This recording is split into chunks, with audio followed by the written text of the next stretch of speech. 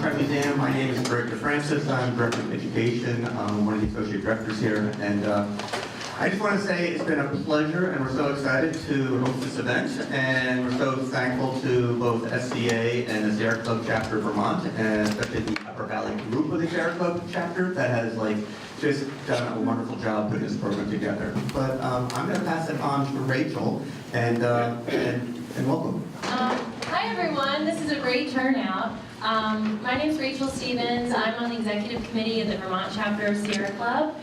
The other hat I wear is actually an environmental attorney at the Environmental Law Clinic at Vermont Law School. I'm very excited to be here and participating in the Women in Conservation series. This is going to be the first of several series of speakers that we're going to have. We're featuring women in conservation that have really shaped the world of conservation with their careers. Our next event will be on March 29th, which is a Thursday here at the Montshire, so please stay tuned for that event. I wanted to thank 4 of the sponsors for this event, the Montshire Museum of Science, which were here, thank you Greg. Also the Upper Valley Group of Sierra Club, which has done a lot of work, and I don't know if everyone wants to raise their hand if you were participated in putting this together, thank you. Thank you. Also the Student Conservation Association and the Institute for Sustainable Communities has sponsored this event. I just want to make a few announcements. Please turn off your cell phone and other devices. We're going to have a question and answer session after our speakers present. So if you could just save any questions for the end, and then I'll take some questions from the audience. We're also going to have some light refreshments afterwards. So I want to introduce Carol Weingeist from the Upper Valley Group to introduce Madeleine Kunin. Welcome everybody. I have to speak close to this. We welcome Governor Kunin to speak at the first in our series on women in conservation. She served 3 terms as governor of Vermont. She was U.S. Ambassador to Switzerland, Deputy Secretary of Education, and is now a professor at University of Vermont.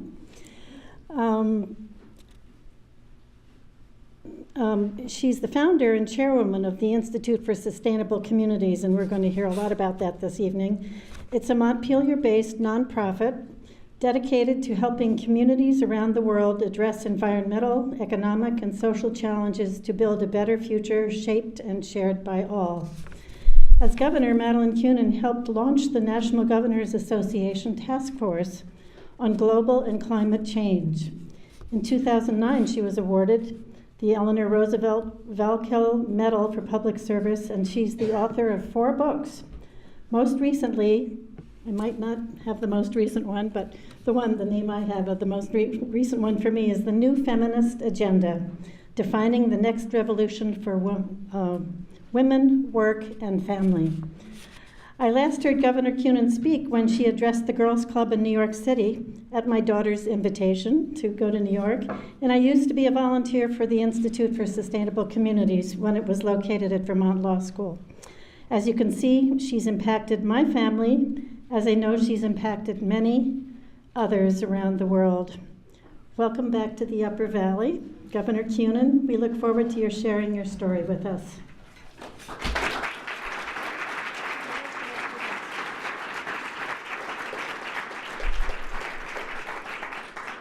Well, thank you so much, Carol, and all of the wonderful people who arranged this evening. And we were just led in here in the dark, but I want to come back in the daytime. This museum is still a wonderful place and a great achievement for the Upper Valley and for the state of Vermont. And I've been, since I've been given this title, I probably won't stick to it, but it's an interesting question. Do women actually have a natural inclination to be conservers and nurturers, and we think of Mother Earth? There's something to it, but we can't take credit alone we have to remember Teddy Roosevelt, who's now under assault, but for his heroic leadership on conserving public lands. And I know I don't want to depress you, especially after last night, which, or was it the night before last? The night before last, I know this is not a political gathering, and I'm doing my very best.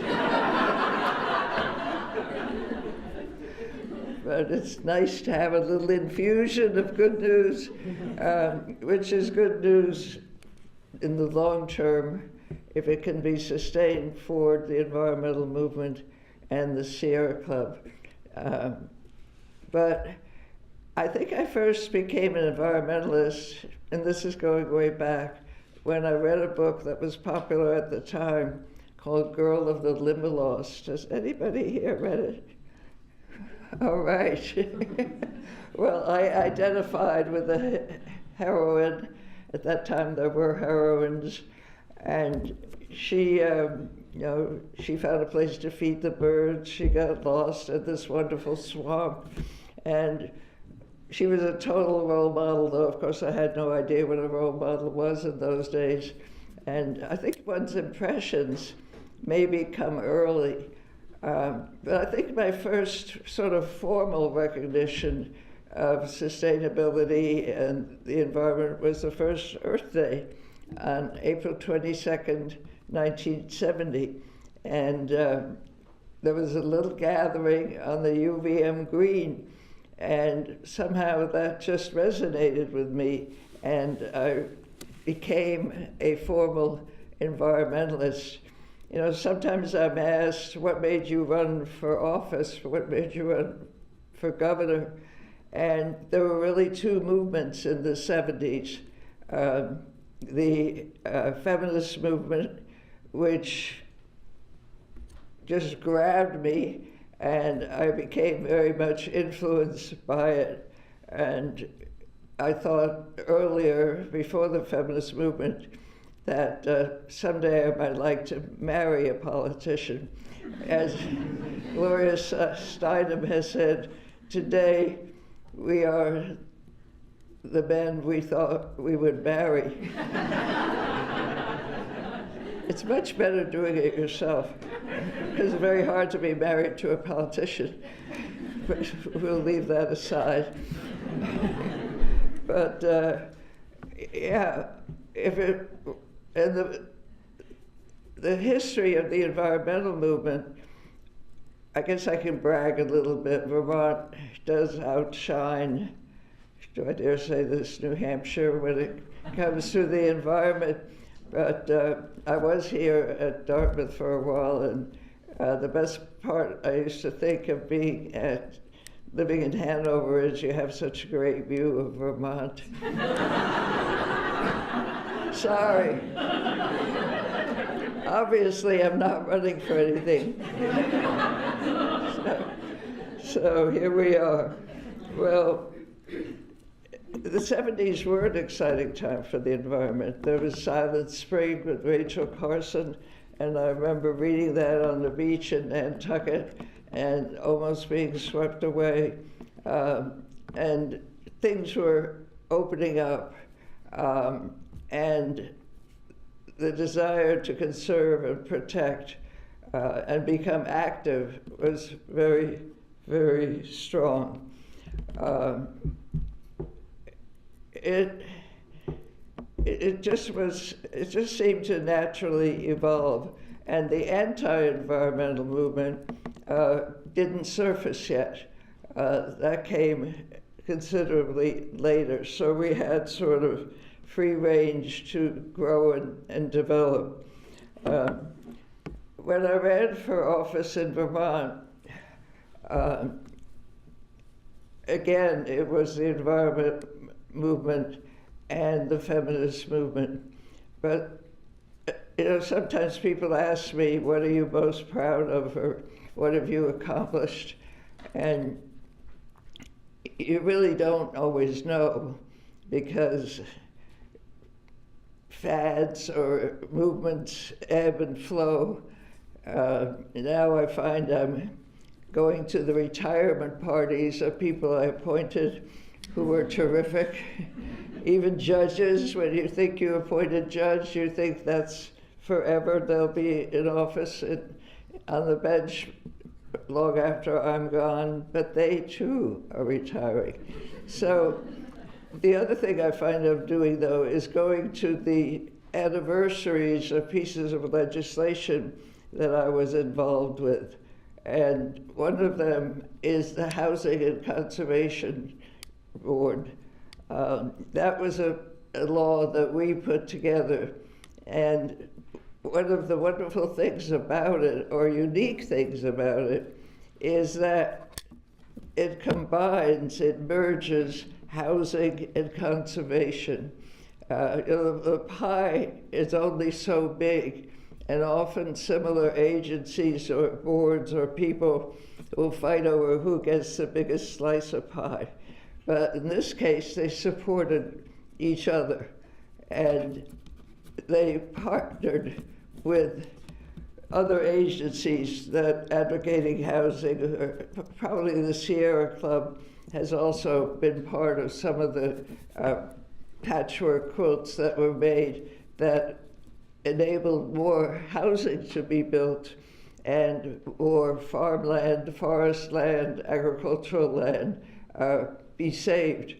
At that 30th anniversary, they could announce that 600 farms have been saved by that program, and 144,000 acres of prime agricultural land. I would describe the intricacies of how it works, but that would take up my 20 minutes.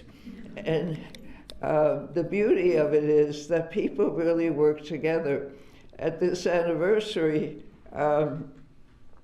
300 people showed up, and they all had contributed to its success. So I think that may last, and I think it's a good example of how cooperation and coalition forming and determination get the best results in the long term. Then my next step was to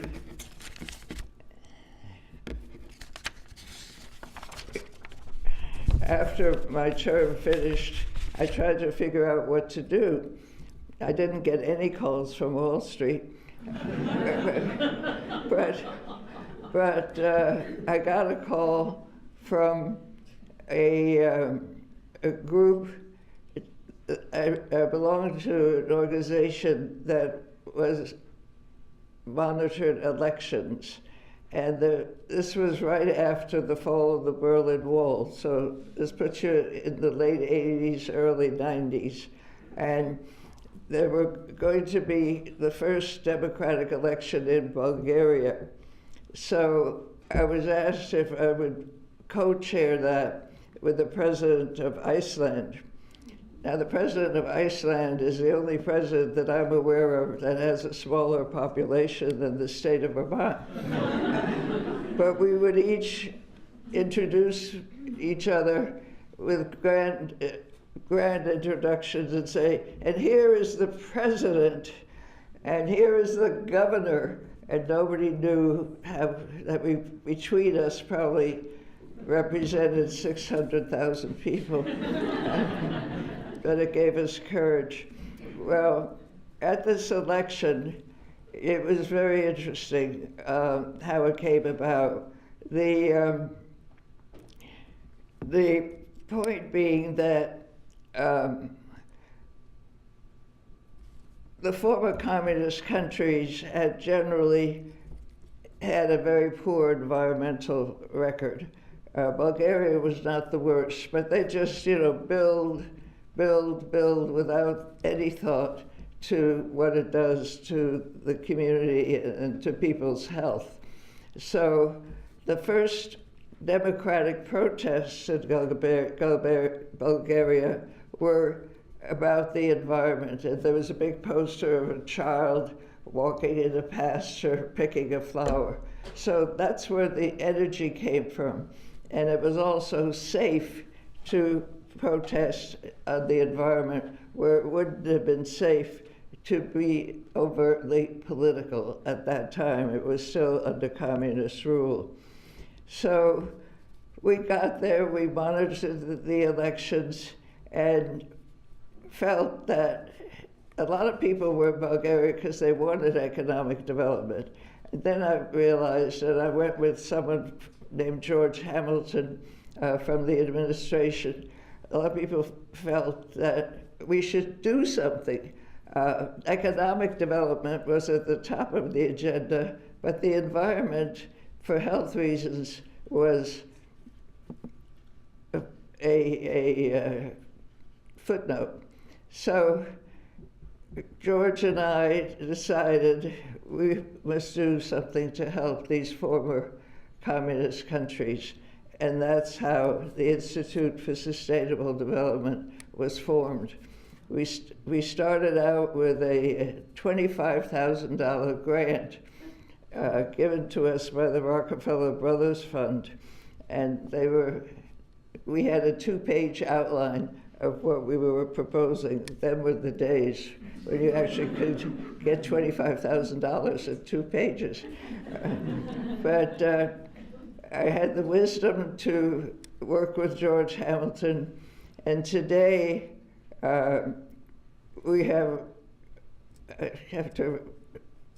I'll be as accurate as I can, about an $11 million budget, and we have people all over the world. Our office is in Montpelier. And our work is really divided into 2 branches. We have the domestic work, and we have the work in Asia. We're in Bangladesh, China, and India. I wish I could tell you exactly how to start an organization. It just grew, and we've been adaptable to change. The big question is, will the EPA survive, which is one of our sources of funding, but not the only one. We used to get all government funding. Now we get funding from corporations, from individuals, so that we can sustain this budget. But we started out focusing on the emerging democracies. We were in Russia, we were in Bulgaria, and we did interesting work. But obviously, you're not welcome in Russia these days. But that's not the only reason. The pendulum just swung to other parts of the world. So now our major focus is climate change. Climate change in the United States and climate change in China, India, Bangladesh. Now you may ask, and it's a good question, how does the little state of Vermont, I've already revealed our population, answer the problems in China? How do we have even the comeuppance to say we can help you? But we are doing it, and in interesting ways. My husband, John Hennessy, who is here tonight, and I went to China, I guess it was about 8 or 9 years ago, for the opening of our first center. And it was held at a university. The Chinese government participated, and some of the, I'm trying to think of the corporations, but some of the major corporations played a role too. And the whole idea was to train managers and engineers in factories in China in best practices. And then the people who were trained were taught to train others. It's been very successful. We've trained a number of managers in healthy manufacturing. It's not perfect because sometimes they don't get rewarded for doing things the right way. But we made an imprint, and going to the factories and seeing the change, and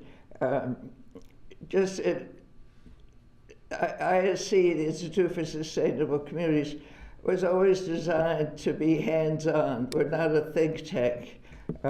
We believe in helping individuals one-on-one. So I think that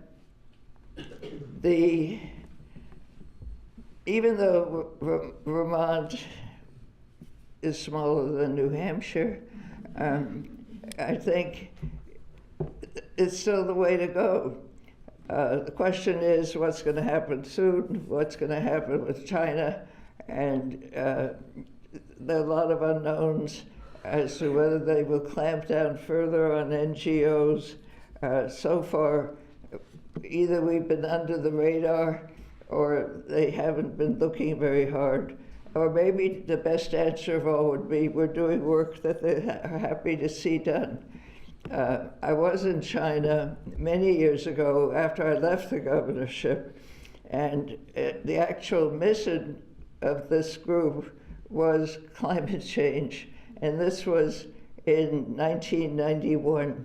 So it's not a new debate, but at that time, we met with government officials. They just blew us off. You know, this is not a problem for us. We want economic development, and that's it.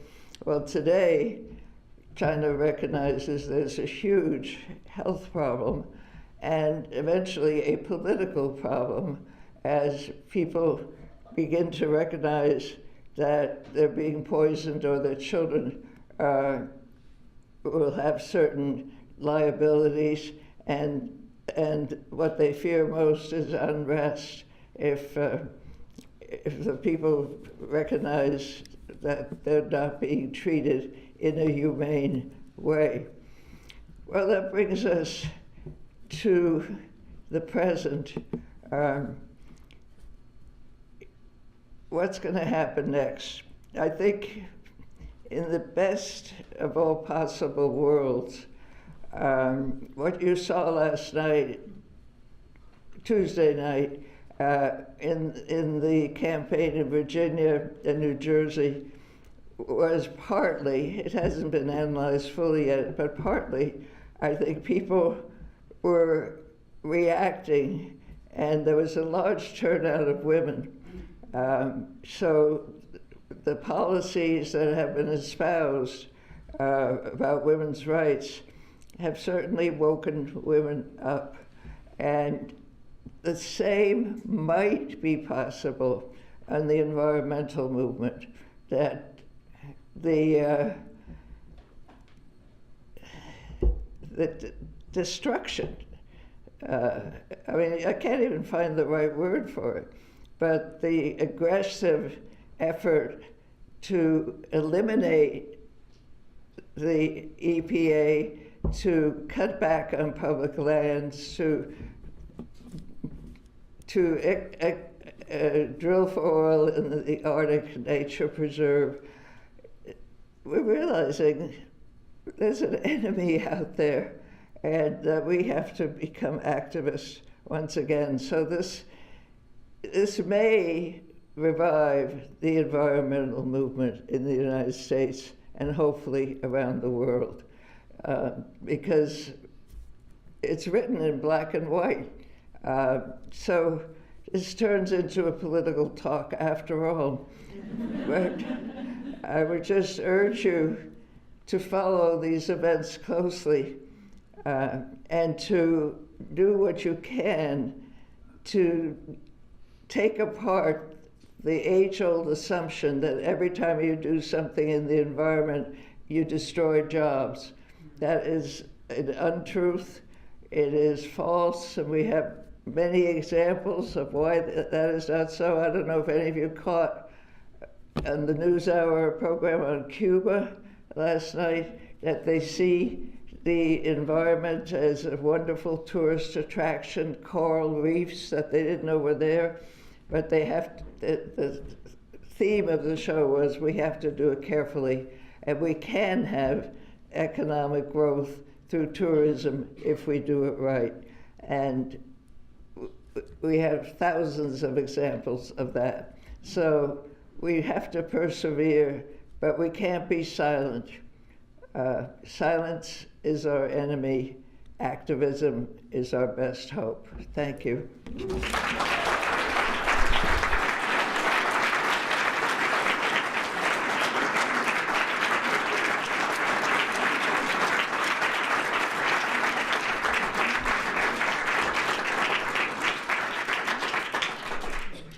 Thank you so much for that. Hi, everybody. My name's Dawn Dextrose, and I live in Claremont, New Hampshire. I also think it's a little prettier on the Vermont side, too, so it's okay. I look across and go there as often as I can.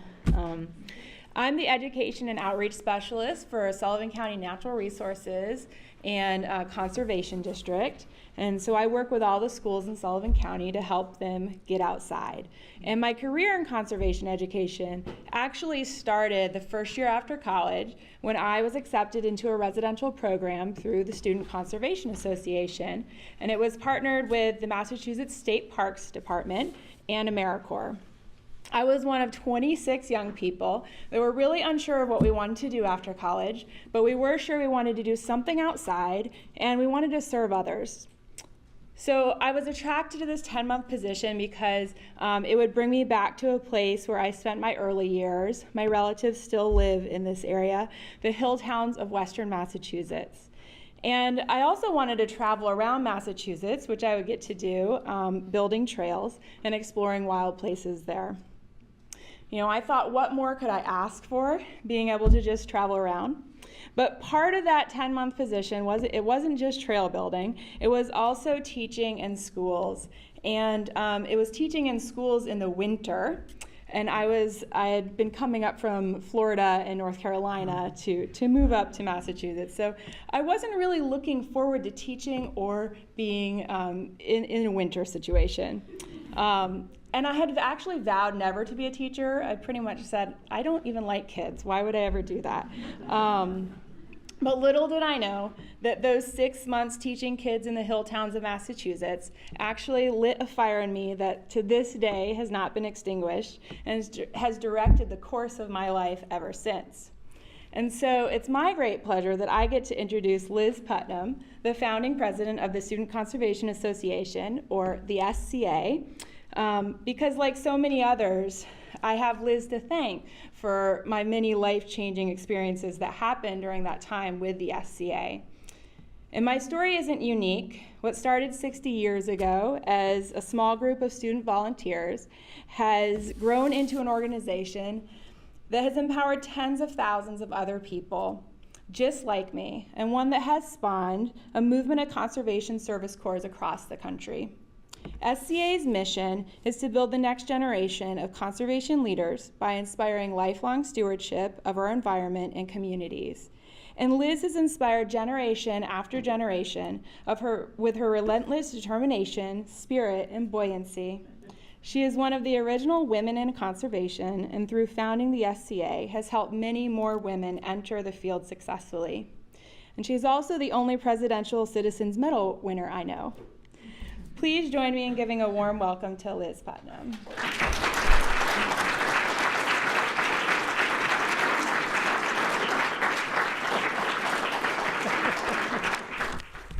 Whew, what a lovely introduction. I think I'll just go sit down. And so thank you very much. It was a lovely evening. Thank you.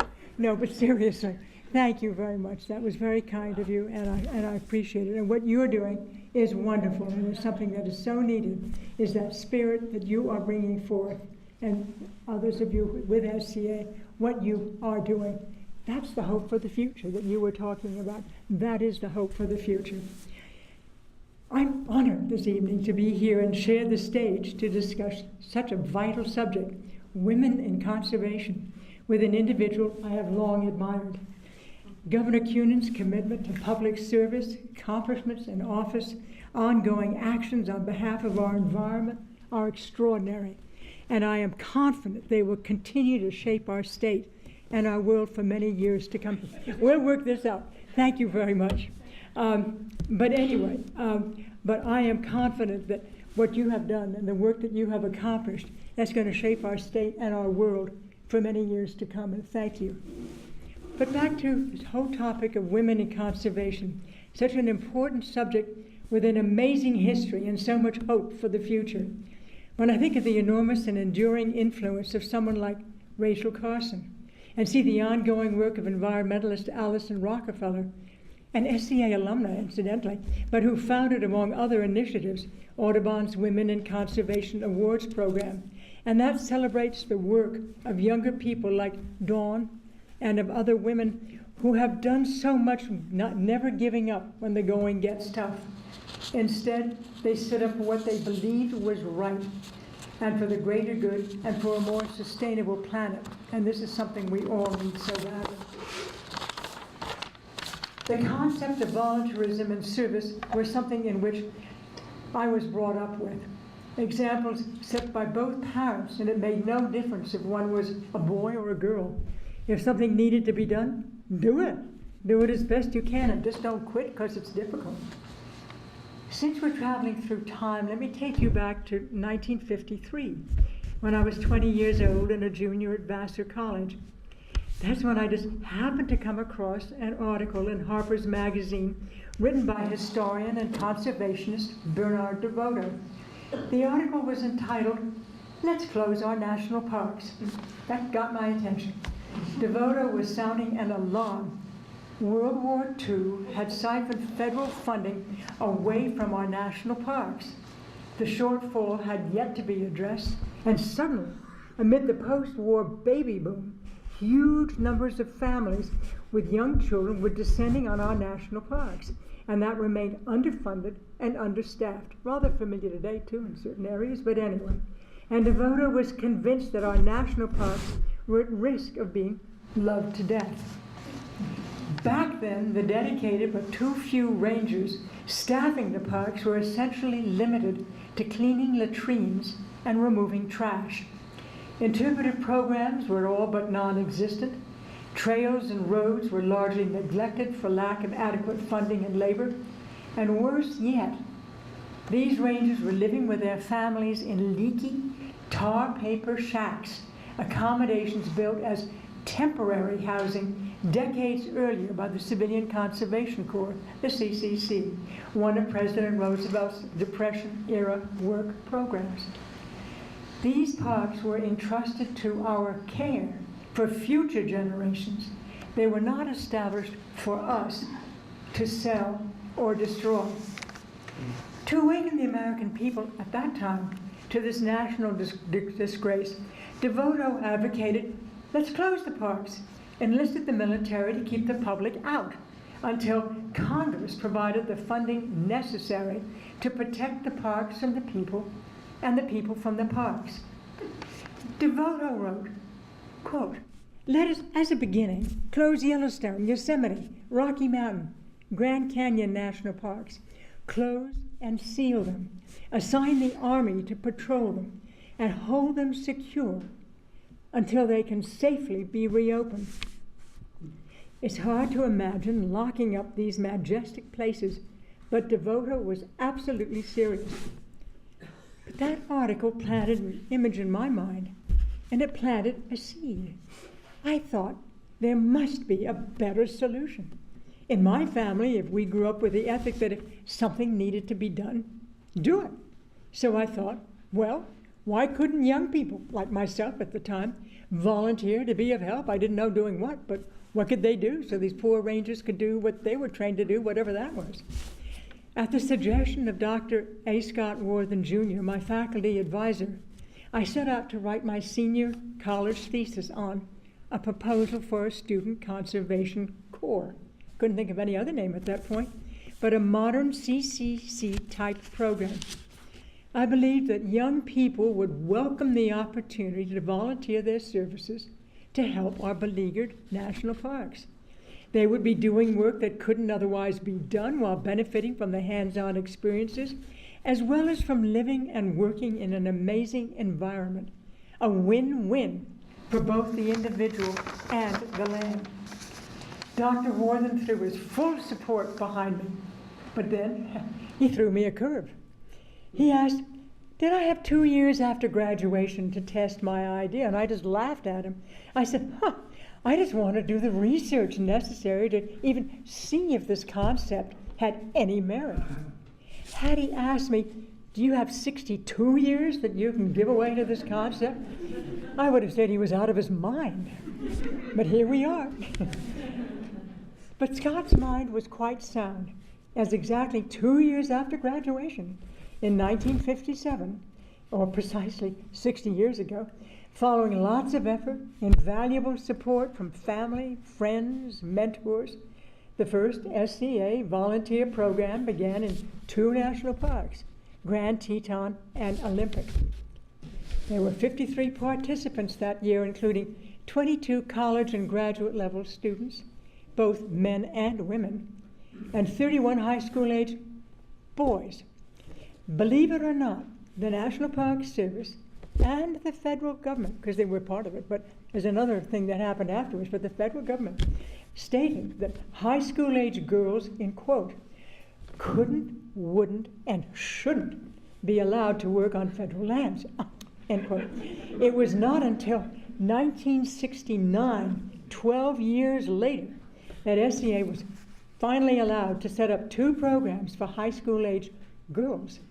One in the Merck Forest in Vermont, and there was private land, and the other at Mount Rainier National Park.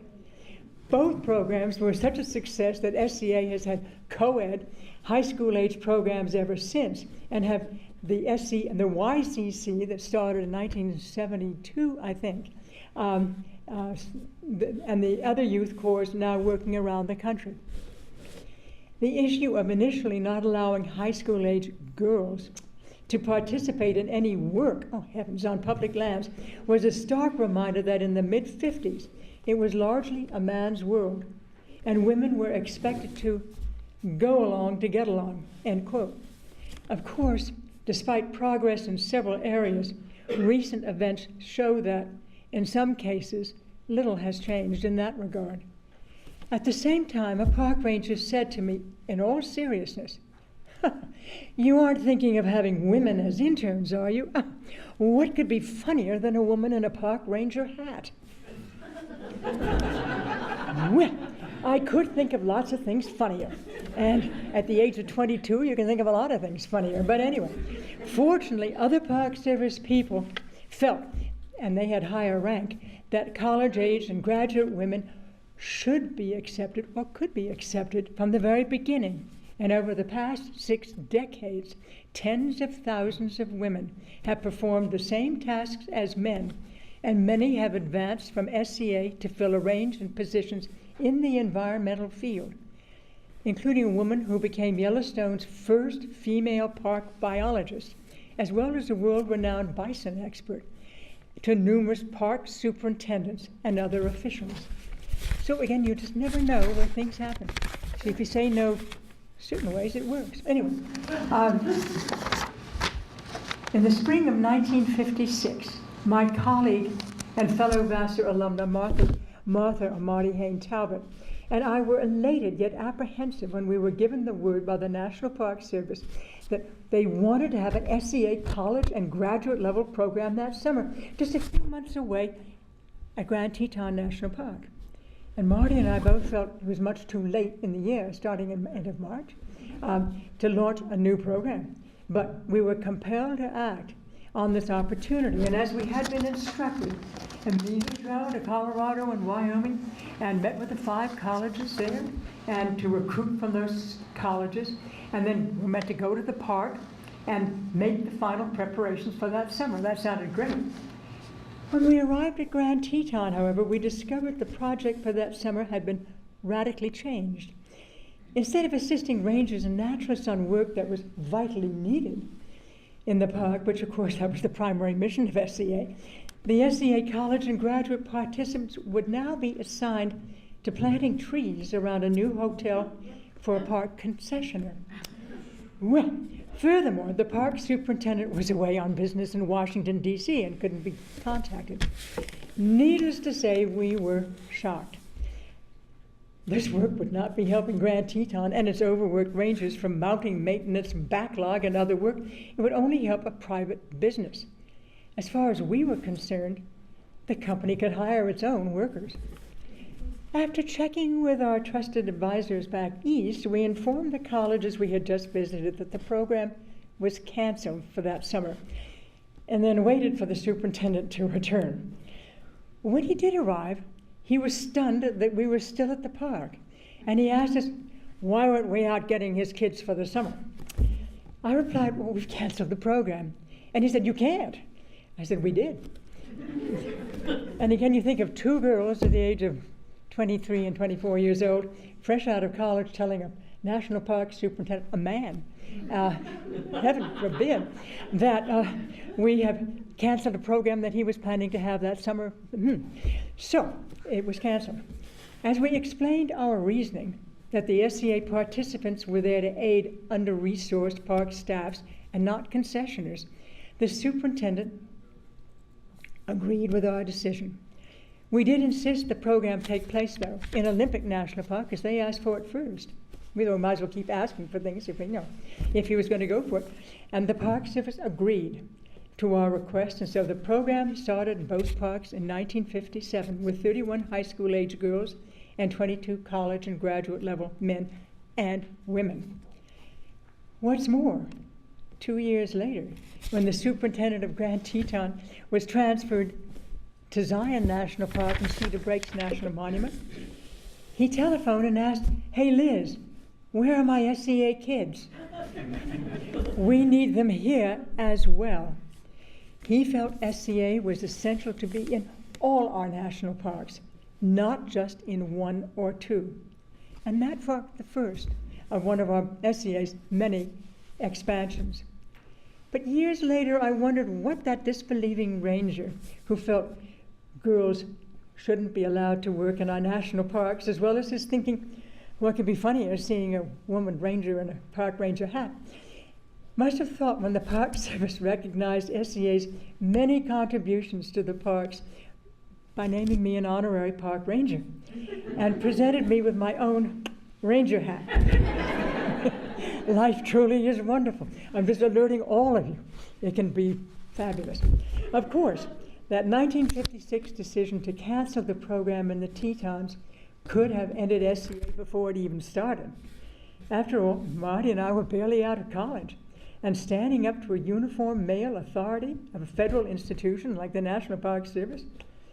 But a rule my parents instilled in me was if something didn't seem right, don't do it. I've stuck to this principle, and it seems the principle still works, because 6 decades later, SCA is still conserving lands and transforming lives, thanks to all your wonderful comments. And its mission is still as valid today as it was 62 years ago. The Student Conservation Association empowers young people, men and women, of all backgrounds, to plan, act, lead, while they protect and restore our natural and cultural resources. High school-age students serve on supervised crews, building trails, restoring habitats in wilderness settings as well as city parks. Those 18 years and older serve in paid internships at hundreds of natural cultural resource sites nationwide in virtually every outdoor discipline imaginable: biology, geology, archaeology, interpretation, fisheries, wildlife, and many more. To date, there are now more than 85,000 SCA alumni from all walks of life, all 50 states, more than 30 foreign countries around the globe. What's more, over 70% of these alumni are currently working or studying in conservation-related fields. SCA activates almost 10,000 stewards every year, approximately one-half in long-term conservation programs in our national parks and leading cities, and others in single-day service events across the country. All told, the volunteers annually contribute 1.5 million hours of service to our public lands. Today, SCA is more relevant than ever, as it strives to address a host of contemporary ecological and sociological issues. I imagine with most of you, or at least familiar with the concept of nature deficit disorder, the widening disconnect between our children and nature. How many of you are aware of a Kaiser Foundation study that shows kids today enjoy less than 8 minutes a day of unstructured outdoor time? 8 minutes. And conversely, they now spend 8 hours a day in front of electronic screens. SEA is helping to turn this distressing tide through its innovative urban Treehouse, which provides free environmental education programs to thousands of K through 12 students in the city of Chicago and thousands more national park visitors in Washington, D.C. SEA volunteers also provide fourth graders in southern New Hampshire and western Massachusetts with environmental education and have done so for the past 20 years. An entire generation of school children from these communities has reconnected with the outdoors thanks to these SCA participants. SCA pioneered urban conservation programs decades ago. Our presence in our national parks and forests was well established, but we wanted to provide local outdoor and career opportunities to city teens who are too often underserved. Now, every year, more than 1,000 young people participate in what the U.S. Conference of Mayors has cited as one of America's best green job programs for youth. This summer, SCA took our urban programming one step further. In Chicago, where nearly 10 people are shot every day, we joined with a local organization called the Emerson Collective to offer young gang members an alternative to street life, essentially allowing them to trade weapons for work in city parks. Most of the participants had prior criminal records. All of them were determined to turn their lives around. They welcomed the opportunity to maintain trails, mulch gardens, learn professional skills. As they distanced themselves from their former activities, the crew members routinely expressed entrepreneurial dreams. One wanted to produce music. Another wanted to open an auto repair shop. Some admitted to a handful of early skirmishes linked to old rivalries, but by summer's end, they had formed a genuine brotherhood. And for the first time in years, they felt safe and even hopeful. One young man said, quote, "I was tired of doing all those negative things, watching my back. I just wanted to do the right thing. The same hustle I was giving to the streets, I'm giving to the positive side now." And it's often said that SCA changes lives. In Chicago, the evidence indicates we may be saving lives. SCA's impact on youth development is gaining more and more attention. A recent 3-year study by Search Institute, an international authority on what youth needs to succeed, determined that SCA experience strengthens essential life skills that fuel continuous growth and helps teens prosper at school, home, and work. And in addition to becoming more capable conservation leaders, SCA participants enjoy significant gains in their ability to work with others. They emerge from SCA better able to take the perspective of others, work as part of a team, and engage others to reach a goal.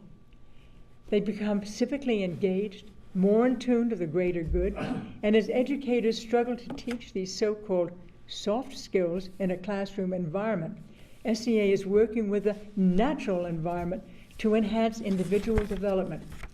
As it becomes more challenging for young people to find solid jobs, more and more critical that we ensure the workforce of the future is grounded in stewardship.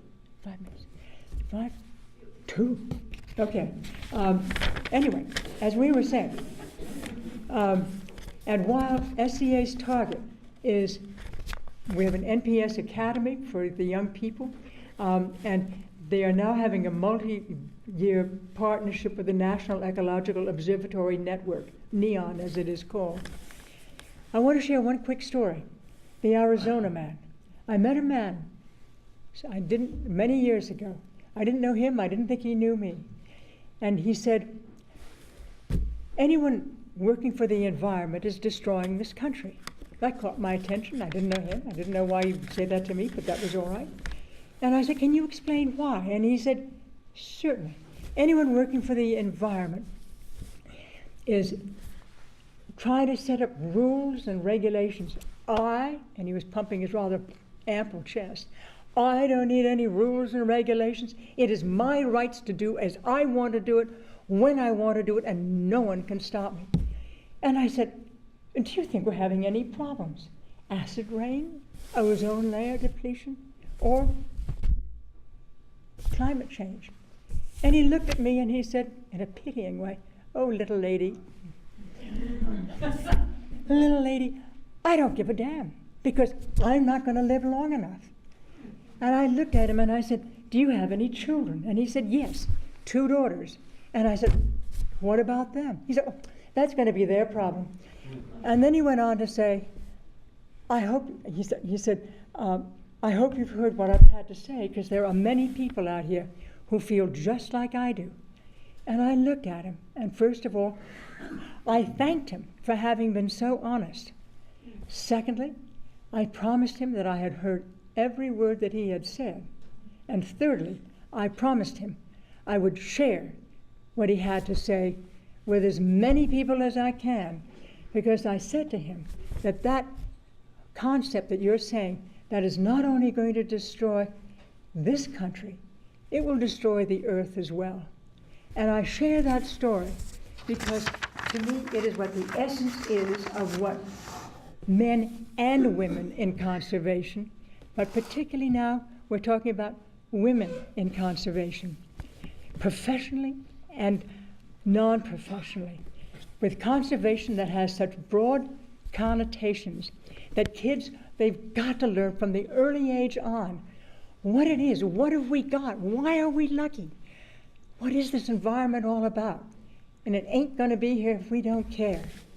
So women in conservation, from little girls to seniors, absolutely. We all are essential to the future of this earth, and we must help people. As Olis Murray, that wonderful environmentalist, used to say, you've got to help get the eyes of the people open to the earth around them, because once the eyes are open, they will never close. But you've got to get them open first, and that is our role. As women, we can, no matter, again, what age we are, where we come from, or how we do it.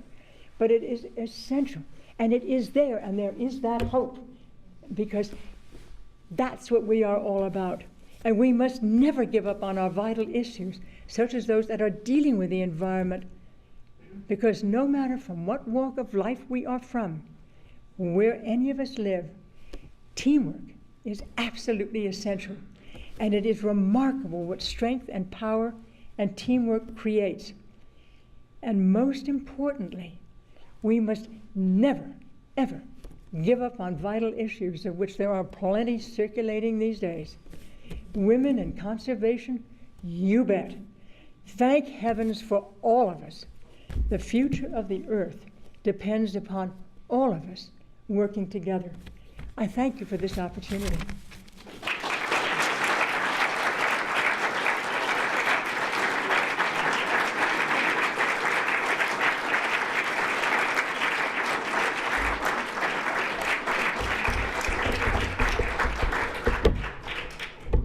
Thank you so much for those inspiring words. We have some time now for some questions from the audience. If there's anything in these stories or that inspired you that you'd like to ask, please just raise your hand and we'll hear from you.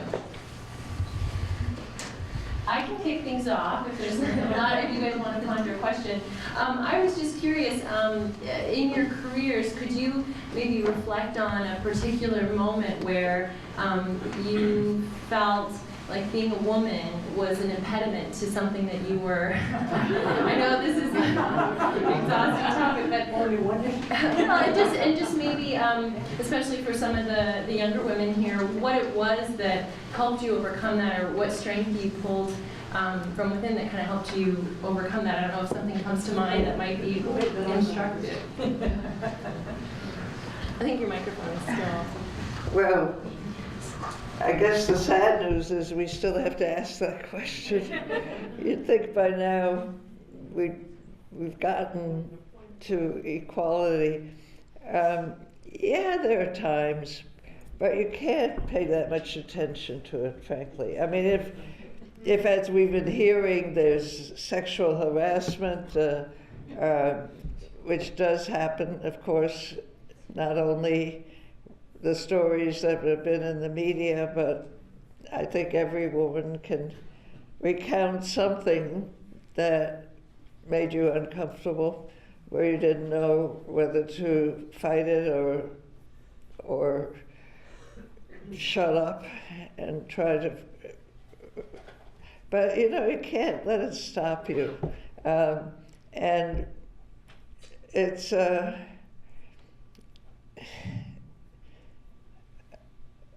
it's really a complicated and very personal question, but I think all of us,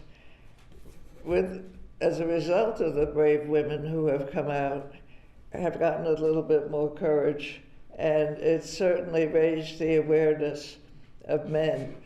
But I think in your question, you're not only talking about harassment, you're talking about, are you taken seriously as a woman?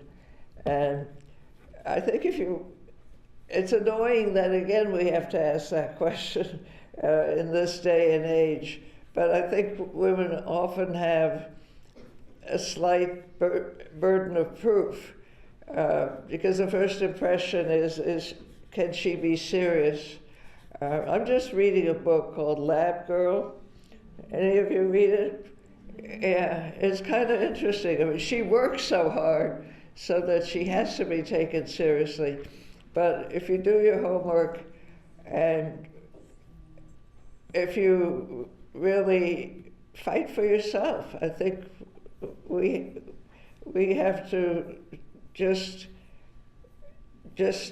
push ourselves forward. And I think from my observation also, if you can get a mentor, sometimes that's harder for women too, but you can't always do it all alone, and having a mentor can be a big asset. So I think it's better than it was, but we still have a long way to go. Liz, did you want to?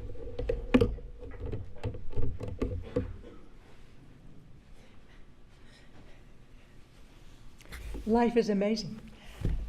Yes, I can think of many things, and one thing in particular that hopefully you women today, we've moved a little beyond. In 1958, and there was the second year of the program, and then the office was in my bedroom in my family's apartment in New York City. And my letters that I was sending out was signed E.S. Cushman. My name was Elizabeth Sanderson Cushman in those days, but if it was E.S., one wouldn't quite know whether it was a man or a woman. This was trying to get to share your credentials, whatever it was, and so that, you know, the program was already set up. I mean, everything was all straight and above board, and this was too. But this was, if we were just trying to send out the words to people that were going to apply, or send in some donations or whatever else it was the organization, not Jane Blow or whoever. And on the return envelopes, it was written as E.S. Cushman also, and stamped on it so that they could send their requests in for an application form. Great. And my father, whose name was Edward Sanderson Cushman, and he came into the bedroom, which is my office, came into the bedroom, and he was really quite annoyed, and he said, "What is this stack of envelopes doing out here addressed to me?" And I looked at Dad, and I said, "Dad, they're addressed to me." And he said, "What do you mean?" He said, "I'm E. Sanderson Cushman." I said, "Yes, so am I. I'm Elizabeth Sanderson Cushman, and you named me." And he said, "Oh." And I said, and I explained the reason behind it, that a man would have, if people thought it was the man, they'd have better credentials than it was Elizabeth Cushman. They wouldn't have had any whatever respect or something at that particular era. So yeah, there have been quite a few hurdles that have had to be jumped over. being very honest and square and fair. And yes, and there are some people who are like that jerk. That lovely person I met. And again, denigrating women, that we can't do anything. Unfortunately, I have met a few of them along the route. But things, in some cases, many cases, have definitely gotten better. And I still think the time when Senator Scoop Jackson had asked us if he wanted to set up the YCC in the 1970s, I think it was, and 1972, whatever. And he asked if I kindly to go in and testify, and on behalf of it, because he'd seen the youth program, the SCA program going on in Olympic, and he wanted to be, which is great. And so when we went to testify in Washington, and there were three things that were going on, that why there never could be a youth program, ever. And the three reasons were: one, all work must be done on public lands by professionals, not by volunteers. And we could say "sir," because they were all sirs then, and as far as those who were in the political end at that point, who were in that room where they were trying to set this up. And he said that sir, there have already been a program going since 1957, 12 years earlier, and that there have been X numbers of students and X numbers of hours worth, but the umpteen millions of dollars worth of value of work accomplished, by volunteers. Well, secondly, there could never be any girls, because girls couldn't, wouldn't, and shouldn't. And at that point, we luckily had the high school age girls going, and so again, we could again come forth. And the third thing, why there never could be a youth program, again, it was because girls couldn't do this kind of a thing, is because young people would never be interested in doing this. And so I think for you in the future, that many times you'll be given the word of, you can't do it, particularly if somebody doesn't know what they're talking about. And it's very simple to say no. But if you know in your heart and your mind that something maybe can be worked out if we kind of work along together, it's amazing what can happen. So that's where the faith comes. So yes, one does have challenges, but things have gotten, in some cases, definitely better. Thank heavens. Thank you. We have time for some more questions if someone would like to prompt one. Yes, Carol. I would like to ask Governor Kunin about some of the founding of the Institute for Sustainable Communities. Mm-hmm. How did you organize people? Let's say if there was a polluted river, how did you get them organized to gather together when there hadn't been civic action under communism? How did you get them energized? Did everyone hear the question? Repeat. Okay. This is just about the getting folks organized with the Institute for Sustainable Communities around specific issues in community organizing. Well, yes, I have a mic. Well, ISC is now 26 years old, so it grew slowly. And I urge you to look on the website, and if you want to know more about it. But we started with a board, and we had a very good board. And then we made the president, George Hamilton, went on trips to these countries, held meetings, sought out who the leaders were, and people were hungry for help. So we didn't have to do a whole lot. We just had to make sure we got the right people, the people who could actually implement change. But I think a lot of success depends in any field, depends on who you appoint around you. And so people who are smarter than you, people who have other skills, and who really care about the mission.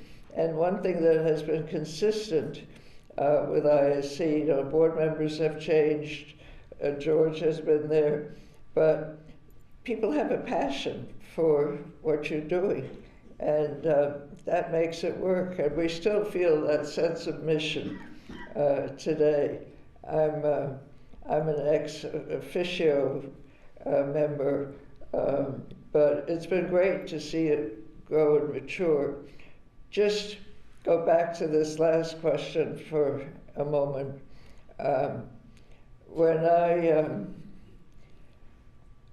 It's a short story, I'm trying to make it shorter. I went to Columbia School of Journalism, and at Columbia, the guys could get part-time work, and I needed a job, and the men were copy boys. They run around before the tools we have today. So I went and applied for a job, and on my resume it showed that I had waitressed in the summers, and so this guy was interviewing me, and he said, well, we could get you a job in the cafeteria. So I said, no, thank you. But years later, when I became governor, I was invited to the Times to meet with the editorial board. And so my trooper and I we were told to go in a side door. The trooper wasn't wearing his uniform, in the big city. And this security guard came to the door and looked at me, looked at the trooper, who was about 30, and said to him, welcome to the Times, Governor. So I was a little nervous about going to the editorial board of the New York Times, and there was one woman at the table, and I couldn't help it. I told them that story. It was a great icebreaker.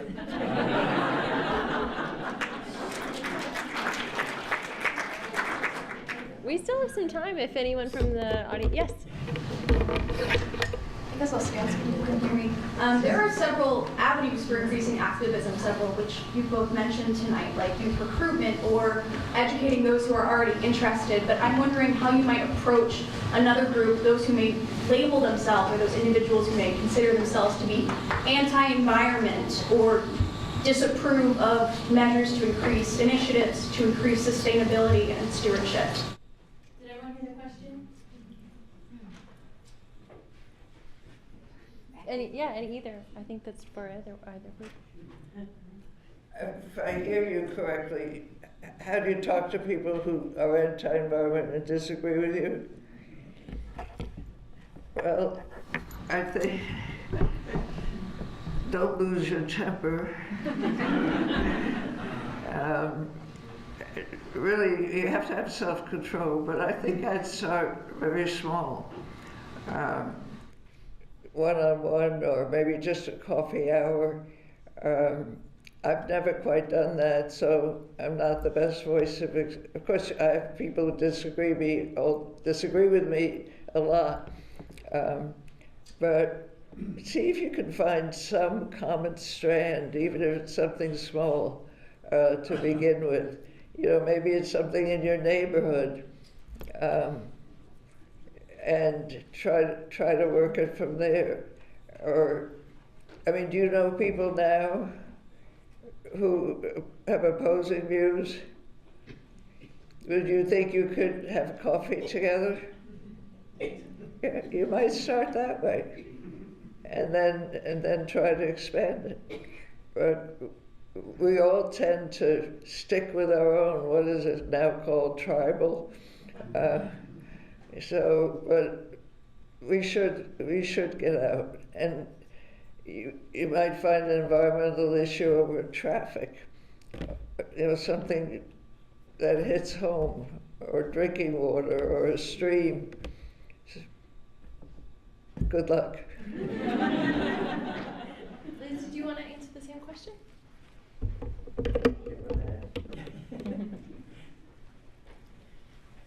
I agree wholeheartedly with that, and because I think so. Unlike that person that I had met, who we obviously weren't going to be getting much of a conversation going, and it was obviously that.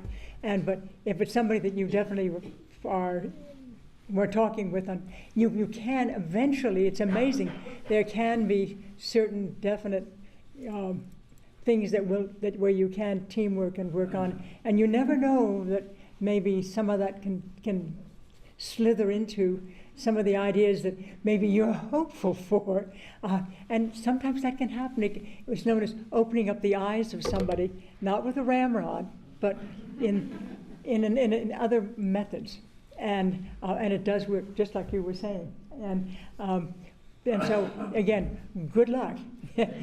Keep a sense of humor, and see if you can't win them over to the right side. Other questions? We've got time.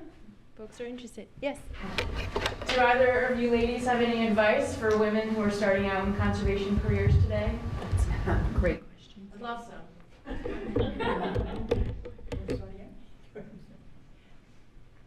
For women who We're starting out, and so if you were starting out in your conservation career today, what kind of advice would you give? I would say stick to your beliefs.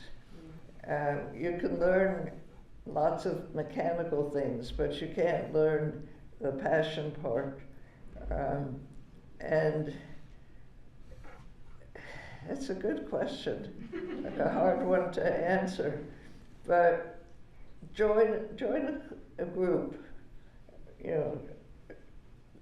Sierra Club, or are you at Dartmouth, or are you? No, I actually work for the Upper Valley Land Trust, so I'm into my career for a little bit now, but Yeah. I'm still young. I'm an SCA alumna as well, so. So it's hard to do it alone, and I think if you can find a compatible group or organization, that would help.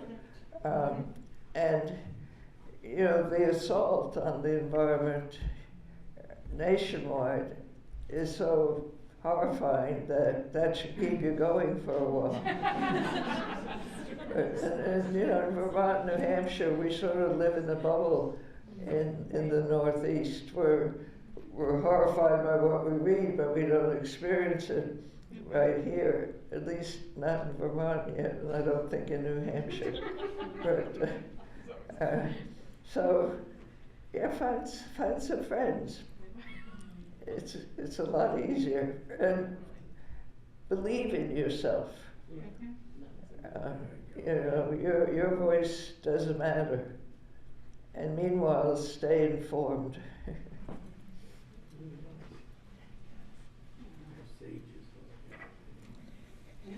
I would say be involved, and there are from SCA. By the way, how many here are SCA alumni or have? Oh, this is wonderful! Yay.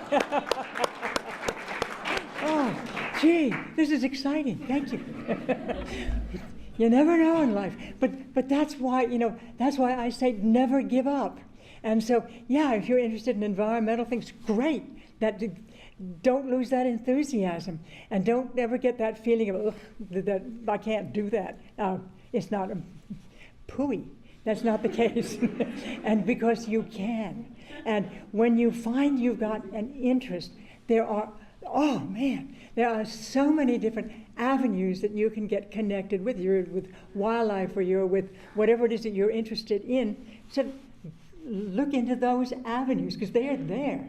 And they will lead you into whoever else is. Before you know, you'll either find a job or you'll find whatever to get that passion. But don't ever lose that passion, because it's that passion that will carry you into wherever it is you're going to go. I had no idea where I was going. Holy smokes! And if anybody, you never know in life.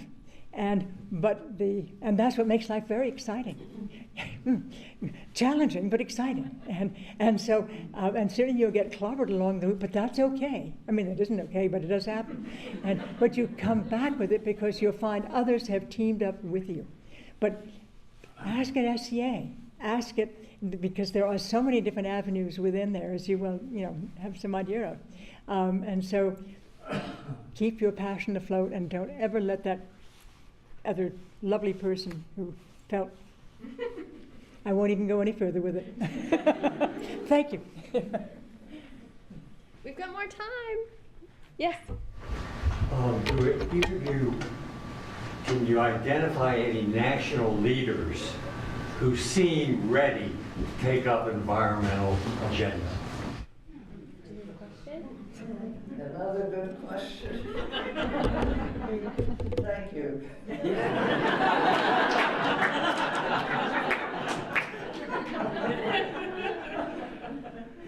I don't know, there must be.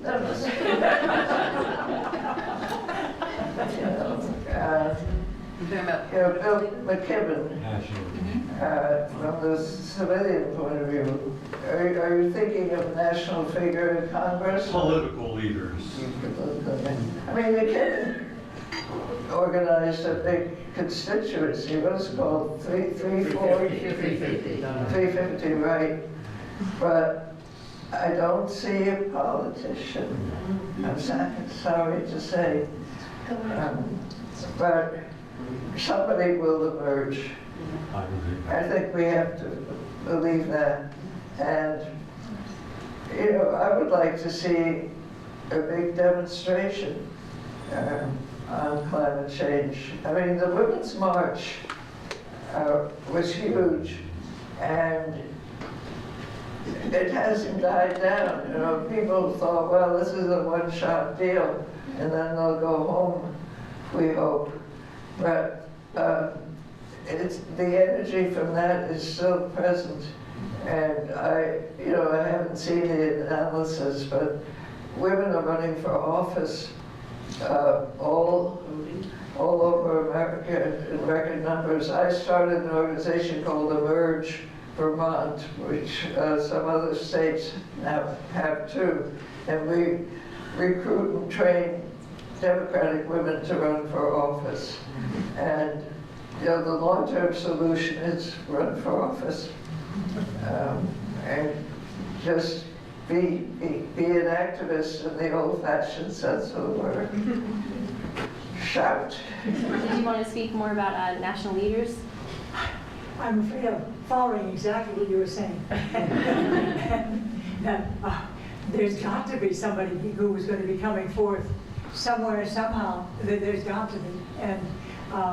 And so I don't have much more wisdom than that. Yes, right here. I think the answer is sitting in this room. Governor Kunin, for example, Governor Dean is certainly a strong supporter. The state of Vermont, wave the flag, but we are sitting with a very strong supporter right here. Yeah, absolutely. Yes, in the back. There's a great line that says you only know what you truly believe in when your beliefs are challenged. And so I think all of the positions you made here about when your beliefs are challenged, that's when you know to get angry and what you believe in. And I'm just curious about how you reconcile some of the tensions between local environmental movements and the need for global action on climate change when we're thinking of large-scale energy system change. New England is a wonderful place with very progressive environmental policies and laws, but when you look at the actual installation rates of renewable energy technologies, it's much lower than other parts of the country, like Texas or the Midwest. And if you could speak a little bit to that tension between local environmental interests and the larger interests of transitioning the energy system, I'd really appreciate your insights. Thank you. Just reflecting on, I think. I had a little trouble here. Yeah, I think she's reflecting on some of the kind of we understand, just, I don't mean to, if I change your words, but to reflecting on some of the tensions or difficulties, getting some local action on some of these issues such as renewable energy type projects. Or more, I don't want to. Tension between the global needs and the slow pace of local action. Did you hear that? Global needs versus the slow pace of local action, and how do we meet those global needs? Yeah. You know, there's some places where ISC, Institute for Sustainable Communities, can't use the words climate change because they're considered so hot and so negative. So you sort of have to adapt a little bit to the community that you're in. There's an interesting example in ISC's experience that we built a consortium. It's the South Florida, it's in my notes.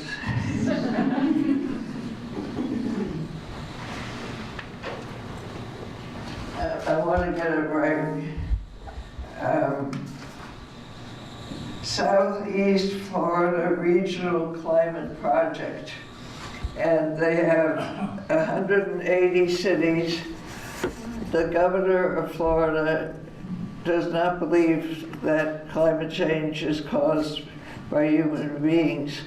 But the mayors of these towns and the leaders of these towns are experiencing it as they have flooding and they want to be proactive, they want to prevent whatever is about to happen. So they're working on climate change, only we don't talk about it. I may be exaggerating that a little bit, but you have to do both, I guess. You know, it sounds like a weak answer. Work locally, because you have to have local backing in the long run. And the best way to do that is let the people themselves initiate it. I mean, we don't go in and say, this is what you should do, Southeast Florida. We're very careful politically to make sure we have backing.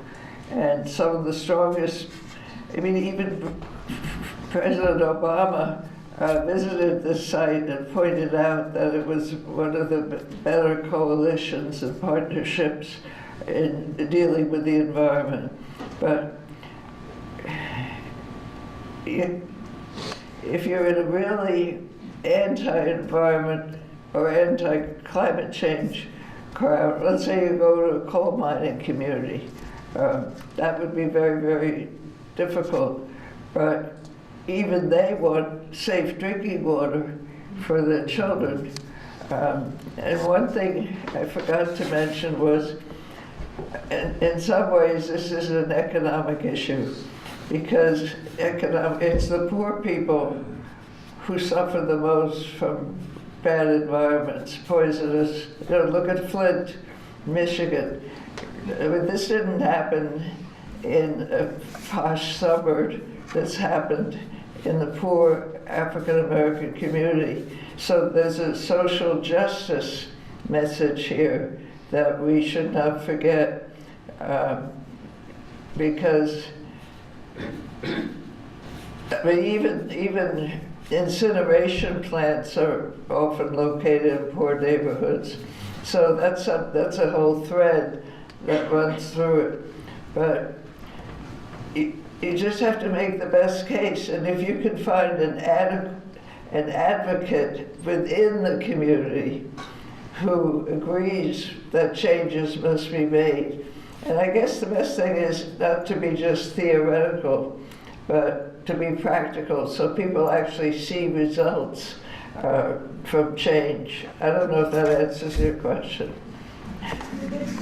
I tried. Did you want to speak to this? Yeah, sure.